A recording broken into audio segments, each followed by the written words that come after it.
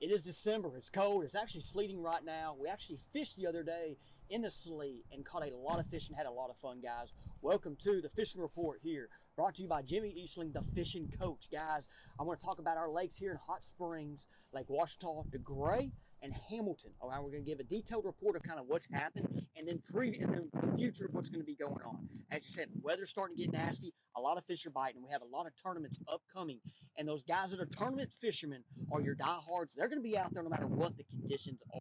Before we get into it, guys, today I'm at Harmon Premium Pre-Owned Car Lot here on Military Road, Benton, Arkansas. I'm going to highlight two vehicles that they have on this lot here with a bunch of quality used vehicles. We have a 2023 Toyota Tacoma TRD four-wheel drive with 27,000 miles. Guys, this truck right here is for $38,977 right now. Beautiful, wonderful truck, a popular truck, okay? So, guys out there, keep this one in mind. Share the word. We also have the SUV, the 2025 Honda Pilot to Touring, all-wheel drive, 18,000 miles, 45,977. My wife right now has a Honda Odyssey in the Touring Edition. Man, that inside is sweet. The seats are comfortable. Everything's pretty nice. Hondas are a really good quality vehicle, guys. So keep these in mind. Share the news, or if one of you guys are interested, give our guys here at Harmon Premium Pre-Owned a call. So, guys, I want to say thank you. You're going to see all my partners that are with me throughout this video up here on the screen. I can't do this without them. So let's get to the report. Okay, let's talk about Hamilton real quick. Hamilton, we have a Mr. Bass tournament upcoming in 2 days on Sunday. When you're watching this video, it's our first official practice day, and Hamilton right now is 5 foot low. And kind of my reports, kind of what I've been hearing is there's still a lot of fish getting caught shallow, and that was before this weather. Okay, before it got cold. Hamilton's a lake you can catch them shallow year round, and the shallow bite's really been dominating. Kind of what I've been hearing. Now let's go ahead and talk about the weights. 15 pounds one last week, and that was Bo and Stephen Browning, father-son duo, Bassmaster League professional angler duo. It's pretty cool there how that worked out for them. And then the weekend before, we had Lance Freeman with 15 pounds. So right now, that 15 pounds seems like you're going to get a check. Now, the question is it going to be bigger with this weather, or is it going to still be around that 15-pound mark? I want to make a guess it's going to be at 18 pounds, but it can still have a big bag. It just depends on, just how the day goes. But it seems like 15 is going to get a check. One thing about the winter, as I'm going to talk about with Hamilton, like I said, a shallow bite. What do you mean, Jimmy? Guys, looking for rock transitions. Going to be fishing your flats. Shallow crankbaits, such as your flat-side square bills, your lipless crankbaits. A bladed jig still a player there as well. For your fishing your brush piles, okay, it's going to be a jig. Alabama rig's going to be a player. I know Black's Custom Lures Widowmaker. I have one right here in my bag. And I have another one on the rod I'll share here in a minute. But the Black Custom Lures Widowmaker for me and my clients has been good on our lakes. But that's going to be a player there fishing around the shallow brush as well. I've not heard of many fish. The grass, there has been some grass in that lake, as you guys have known and figured out. A lot of us have. But there's not been a good grass population. But if you find that little patch, that's where that bladed jig's going to come in handy. That swim jig, I'd be swimming a jig, and then other deals there. I don't know if the jig head minnow is going to be a player there. I mean, it can be. I know from history, but just it kind of seems like that bite's just not really been happening there. But for the minnow, it's not going to be just chasing the bait, throwing it singles and schools type of deal. I think that minnow, you're going to need to throw it, off your laydowns, off your isolated targets, also down there in those ditches, looking for those schools that are down there hovering in the bottom of the ditches. And that's what we're going to be kind of talking about going forward. Let's go to Ouachita, where I've been at the most in the last 2 weeks, and then looking forward. Ouachita is 8 foot low. Water was 64 degrees a week ago. And yesterday on my trip, it was 56 and 55 is what I saw. And the fish acted like it. It was cold. They weren't moving. They weren't moving as fast. Now, we had some flurries.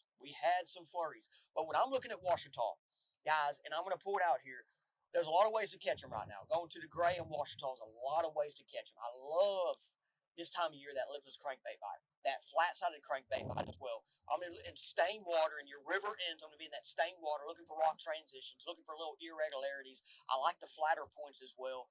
But for my trips, my on-the-water lessons that we're doing, offshore fishing, the forward-facing, we're doing that. It's going to be the jig head minnow. It's going to be a jig and spoon. I'll have the flutter spoon, and then the Alabama rig.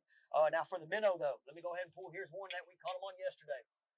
Okay, I'm going to have, this time of year, guys, a lot of minnows on the deck. Okay, I mean, that's what we're going to do this time of year. It's going to be a half-ounce head. There's a white baby C2 on there. I throw a variety of ones. I mean, look, I cut this one off. We have a 3/8 ounce with a wing fluke on it. I have my Alabama rig there. I used to be some last resort tackle. Okay, the swimming frenzy. All right, that's a swimming frenzy. It's a 6-wire rig. I have the 6-inch baits on it right now. So just a couple little different kind of things there. I also have a jigging. For my deep fish, I have the jigging wrap on as well. But what I'm looking for is these fishing ditches, okay? Ditches can be 40, 50, 30, 20 foot, kind of depending where they're at. I'm looking for schools of fish. And remember, I'm on the water lessons. We're trying to catch fish. We're catching some good bags. We've had bags that are 18 pounds in the last 2 weeks. We've had 15, 14, 12. Yesterday, we probably had about 13. Caught some skinny fish yesterday. Didn't catch some thick ones.